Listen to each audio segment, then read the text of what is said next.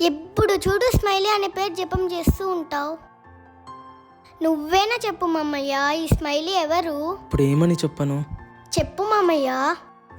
ఆఫీస్లో మేనేజర్ కూతురు పేరు కూడా స్మైలీ నాన్న. అక్కడ పిలిచి పిలిచి అలవాటుతో నిన్ను కూడా అలానే పిలుస్తున్నాడు. సారీ డాడీ, నేను ఎప్పుడు అడ్ చేయను. వాటర్ అడిగావు కదా, నీకోసం జ్యూస్ తీసుకొని వస్తా. నిజాన్ని ఎన్ని రోజులని దాచిపెడతావురా? చెప్పే ఇప్పటికైనా. నా కూతురు బాగుండడం కోసం ఒక నిజం దాచిపెట్టడమే కాదు, ఎన్ని అబద్ధాలని చెప్తా. ఇందులో ఉంది నా స్వార్థమైనా అనుకో, ఏమైనా అనుకో. ఎవరో పూజారి చెప్పిన మాటలు విని మీ మధ్య ఉన్న బంధాన్ని తెంపేసుకుంటున్నావురా. డాడీ తాగు డాడీ. నువ్వు తాగుమా.